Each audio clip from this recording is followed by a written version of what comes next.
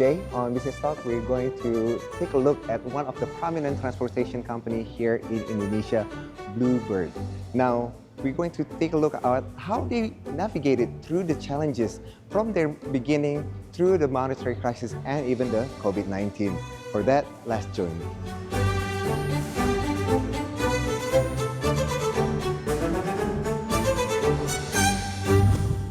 And who's better to talk about Bluebird than the CEO of PT Bluebird Group himself, Mr. Adrianto Djokosoetono. Pak Andre, thank you so much for being on C today. Thank you, Indra.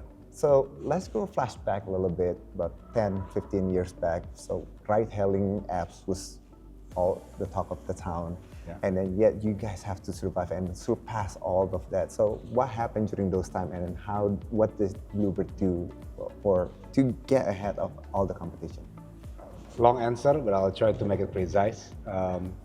Well, Bluebird has been going through a lot of turbulence, disruptions, economic challenges, competitions, and I think for every competitions, disruptions periods, we learn a lot as well from the competitions and the changes in the markets. So if we're pointing out that a specific period of ride hails incoming during 2015, 2016, we were obviously already did something, but then the new technology are even, rising faster than what we did. So in the early stage, we adopt technology as well. We use radio technology, computerized call center, all the technologies that makes us closer and relevant to the customer we did. Mm-hmm. We even established a mobile apps to reserve taxi back in 2011 using the BlackBerry platform. But when the new rise based on Androids, of course the business models are also changed. So we learned a lot on two things. One is the technology that they use. Okay. Number two is also the customer change in behaviors. Yeah. So these two approach that we enforce to learn fast and try to adopt as what the market demand. We as the service provider has to always look at what the customer wants. So we make a lot of changes in our adaptations, modifications to our apps, in which we already relaunched our apps in 2016, 2017 with the My Bluebird apps. All right. So that apps, more or less what we learn from the competitors, but more importantly, what matters to the customer. Right. Now that's interesting that you mentioned that. So you guys already ahead of the time. At the time, 2011, you mentioned you guys already have an app, but then change of behaviors and all of that. So most people know Bluebird as a transportation. So are you saying that you guys actually have a division focus on technology and developing all this app, or are you guys working with other companies to develop all this? Yeah, that's a good question. Pre-ride hail period, we have our own IT departments serving our needs. So the ERP, the front end, non the customer sides. We used to outsource the mobile apps technology. Oh, okay. But post-ride hail, so we establish our own and make our own apps in-house. In-house. Yes. So now I can say 95% of the systems implemented is actually built in-house by our IT team. So you guys not only a transportation company anymore, you guys actually a tech company then? Well, I cannot say. Well, since the beginning we are, we are a tech-infused transportation company. Yes. Yeah. I think that sounds about right. Now, again, after that period of 2016, 2017, and all the ride-hailing and trying to catch up with them, and then COVID happens, and I remember I saw a lot of those blue cars standing by the Sudirman roads trying to. Because Bluebird is one of the hardest hit during those periods. So how can you learn from something that never happened before? So how did you guys overcome that period? Because let's be honest, some of your competition couldn't even pass those time anymore. We don't see any of your competitors much on the road nowadays. Yeah, COVID was the hardest period, I think, for a lot of industry globally. And yes, we were hit one of the hardest as well, because technically when you have a lockdown, then nobody moves, or barely people move. And if they want to move, they're quite concerned about getting infections. So knowing that a lot of customers or people, mobility not only restricted, but even if they want to move, they also have a lot of concern. So what we did at first stage is we want to make sure we are comply with the regulations of the governments. We researched what the World Health Organization's also recommendations. So we did a lot of adjustments on how we operate. We even switch our capacity into serving what we call a Bluebird special care, for example.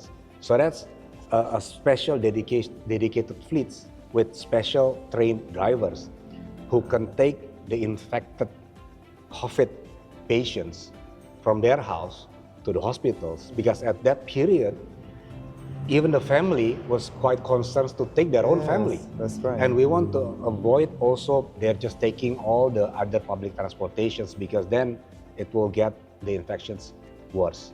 That's the first. Second, by adapting also, we were not the only one who was affected by COVID. There's a lot of F&B restaurant or even groceries. They are not prepared to deliver.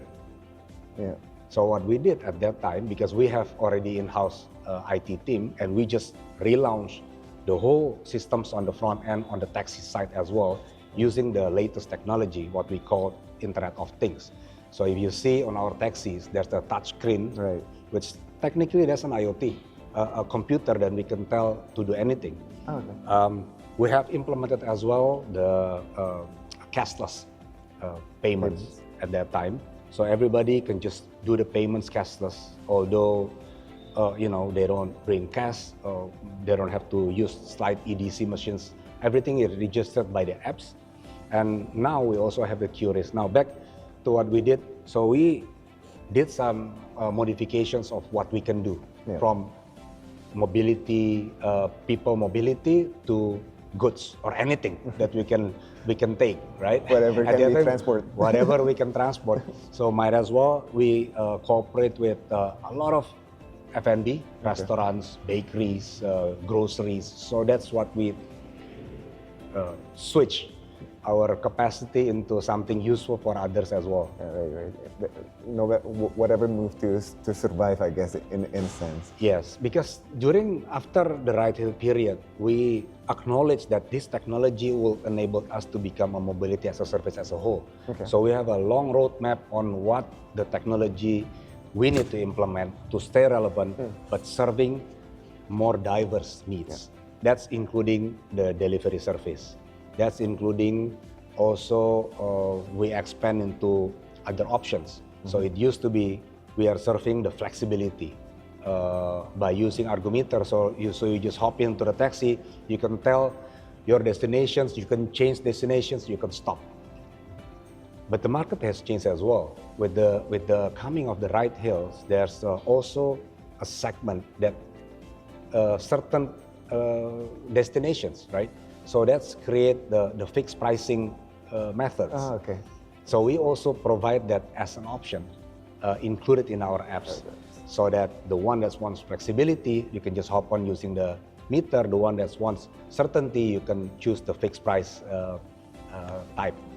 All right, so it looks like you guys are already able to meet those challenges from the ride-hailing apps, and then you guys surpassed the COVID-19. So who do you think is your competitors nowadays, and then what are you doing to tackle those competitors? In Bluebird, I think we look at the competitor as a potential competitions. Right, in the early years of ride-hails, we already available in our competitors' apps. So that competition concept, we repeat and expand. So now we are not only available at one ride-hail apps, but also two already. And then we add our our availability in other super apps might as well, our not direct competitor, but like MRT, we are available. Rain, KAI, we are also available. And then several banks that have the lifestyle apps options, we are also available. And some of the OTA, online travels, we are also available there for a direct order as well. So this is how we see our competitors, because it's no longer about the taxi and non-taxi, and Bluebird itself is already moved from predominantly majority taxi revenue contributions into more non-taxis as well. So this is the journeys that we transform into, because we believe the transport or mobility should not be only by taxis, and we are available not only providing a taxi service, but also our rental car, our bus, our shuttle bus as well, chartered bus. So the diverse, many kinds of needs based on that situations, anyone would need, we will try to provide. Interesting. So what do you think, how do you see the future of Bluebird's going to be like in the next, 5, 10 years? Or maybe 2045? Or what is it going to look like? First of all, we hope the COVID will not strike again. Oh, yes. So in that assumptions, we will still be a mobility as a service company. Okay. So we'll try to integrate the door-to-door into more variety of options that relevant to the society. Anyone might change their needs today or this morning and later on. They might need the car for 3 hours or just point to point. They might need to move intercity as well, or intracity. So we have all of that options within our services that the customer can choose. All right. So, the buzzword nowadays is, sustainability, environment. So what does Bluebird doing to step up on this part of the sustainability and environment? Well, talking about sustainability, one of our core value is caring, because how we provide our service is based on the human connections. So our founders have put a strong foundations, which is one of them are caring. In that caring value pillars, we did a lot of things. We do provide a healthcare service. We do in the what we call now three pillars. So there's the blue sky, there's a blue corpse, and then the blue life. So caring, we have been doing scholarships for our drivers and employees' children. We have been doing woman empowerment, so we give a lot of trainings, baking, cooking, sewing. So a lot of extra skills set for the wives or of the driver's wife. So that's on the blue life. A lot of CSR has been doing in here. And then there's the Blue Corps. Of course, this is one of the foundations as well. While we go through a lot of disruptions or challenges, because we try as much as possible do the good corporate governance. Now you're talking about sustainability, also how we as a mobility company contributes to a better sky. That's why it's called blue sky in our concept. In that concept, we launch our trajectory on how we can reduce our emissions. That's one, 50 by 30. So 50% emissions reductions by 2030. And we counted as a whole, not only the fleets. We implemented CNG, for example, at 22% of our taxi fleets now is running on CNG, which is almost half of the emissions reductions. Sorry, you say 22% is CNG now? Yes. Oh, wow, okay. 22% of our taxi fleets are using CNG. Still, small numbers are using electric vehicles, which we started in 2019. We have to build our own charging stations. Oh, you did? Because there was no public charging stations at that time. Or I think maybe there are 2, prototype outside. So we built our own, and then we realized we need to move on from there, because the EV at that time, 2019, was still very expensive compared to the normal car, not like what we see today. So we need to see what we can do, what else can we do. So we put our solar panel in our head office. So now where we're talking, in the back office now, we have a solar panel farm to produce for our own use. We also have a lot of programs in sustainability outside, because our founder said, when we care about something, it's not only us. It's not only our drivers, our employee, but also our customer and the society. So we do a lot of 3R, reduce, reuse, recycle, plastic use. We do collect the used cooking oil as well. So we collect, because we currently have 24,000 drivers, right? So out of those 24,000 drivers, we're sure they have a used cooking oil at home. So we're trying to gather that as well as as a collective effort to give back to society as well. That's nice, starting at home. Now, a lot of people kind of wonder the stock's performance for Bluebird. I mean, comparing to what happened in the COVID to one of, well, not all-time high, but like it's creeping up pretty good the last 5 years. And then now we're looking at below 2,000 rupiah mark. So what's your perspective on that? And then do you have what's the future's gonna look like for the stock performance for Bird? I have to be careful talking about this, because it can create perceptions. But personally, I think the stock market in Indonesia, affected by many other things. Can be geopolitical, economic, and so on. Yes, I'm acknowledged that for the last 2 months, suddenly everything drops. But we are not the only one who drops. Our PE ratio is actually very attractive. Our PBV also, very low. So I think in that sense, I cannot say nothing, something else, but we are not in control in the stock market, right? So if the whole stock market is not doing well, we obviously get impacted by it, and we are certain that we are a company that is keep growing. We're not only recovered from the pre-COVID, we are on our way to get back to our highest revenue ever soon. If you claw back to 2015, was the highest revenue that we achieved, and then the right hill came, and then the COVID came.